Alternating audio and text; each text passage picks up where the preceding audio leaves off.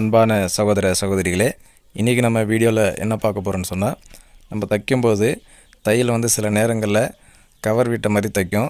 அது எப்படி சரி பண்ணணும்னு சொல்லி தான் இந்த வீடியோவில் நம்ம பார்க்க போகிறோம். வீடியோ ஸ்கிப் பண்ணால் முழுசாக பார்த்தீங்கன்னா தான் புரியும். வாங்க இப்போ நம்ம வீடியோக்குள்ளே போகலாம். அதுக்கு முன்னாடி நம்ம சேனலில் புதுசாக பார்க்குறவங்க சப்ஸ்கிரைப் பண்ணிங்க, கூட பக்கத்தில் இருக்கிற பெல் ஐக்கானை ப்ரெஸ் பண்ணி ஆள்னு கொடுத்தீங்கன்னா நான் போடுற வீடியோ உங்களுக்கு உடனே நோட்டிஃபிகேஷனாக வரும். வாங்க இப்போ நம்ம வீடியோக்குள்ளே போகலாம்.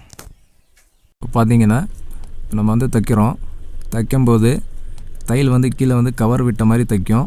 இப்போ பாருங்க, இந்த மாதிரி நூல் எக்ஸ்ட்ரா கோத்து வர மாதிரி இந்த மாதிரி ப்ராப்ளம்லாம் வரும். சில அது எப்படி செய்யணுன்றது தான் சரி செய்யணுன்னு தான் பார்க்க போகிறோம்.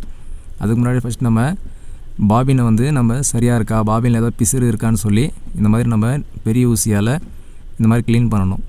ஏன்னா சில நேரங்களில் அங்கே பிசுறு இருந்தாலும் இந்த மாதிரி ப்ராப்ளம் வரும். அதனால் பாபின் கேஸை எடுத்து இந்த மாதிரி கேஸில் ஏதாவது பிசுருக்கான்னு சொல்லி செக் பண்ணிவிட்டு அதுக்கப்புறம் நீங்கள் இந்த மாதிரி பாபினை போட்டு நூல் இழுத்து பாருங்கள். இழுத்து பார்த்தீங்கன்னா ரொம்ப டைட்டாக வருதா லூஸாக வருதான்னு சொல்லி செக் பண்ணிங்க. ரொம்ப லூஸ் இல்லாமல் டைட் இல்லாமல் நார்மலாக நூல் வருதான்னு சொல்லி செக் பண்ணிங்க. செக் பண்ணிவிட்டு நீங்கள் இப்போ மிஷினில் பாபின் கேஸை மாட்டிடுங்க. மாட்டிட்டு இப்போ நம்ம நூல் கோத்துக்கிறோம். ஊசியில் நூல் கோத்த பிறகு நம்ம அந்த ரெண்டு நூலையும் சரிசமமான அளவில் வருதா, டைட் லூஸ் கீழ் நூலும் மேல் நூலும் அப்படின்னு சொல்லி நீங்கள் கையால் இந்த மாதிரி அட்ஜஸ்ட்மெண்ட் பண்ணி இந்த டென்ஷனை அட்ஜஸ்ட் பண்ணிங்கன்னா தெரிஞ்சிடும். அதாவது பாபின் கேஸுடைய நூலுக்கும் ஊசியில் வர நூலும் இந்த மாதிரி டைட் லூஸ் பண்ணுறது சரி பண்ணிக்கணும். நம்ம தைச்சி பார்ப்போம். இப்போ தைச்சி பார்த்தோன்னு சொன்னால் தெரிஞ்சிடும் என்ன ப்ராப்ளம் அப்படின்ட்டு. மேல் நூல் அதாவது கீழே கவர் அடிச்சுன்னு சொன்னால் டென்ஷன் நம்ம டைட் பண்ணணும். டைட் பண்ணுறது பாருங்கள், இந்த மாதிரி டைட் பண்ணிங்கன்னா உங்களுக்கு அந்த கவர் அடிக்கிறது அந்த ப்ராப்ளம் வர வாய்ப்பு இருக்காது. ரெண்டே காரணம் தான். இது ஒரு டைட் பண்ணுறது, இது மாதிரி டைட் பண்ண நம்ம கீழே கவர் அடிக்காமல் இருக்கும். இங்கே டென்ஷனில் நூல் லூஸாக வந்தால் தான் அந்த மாதிரி கவர் அடிக்க வாய்ப்பு இருக்கும்.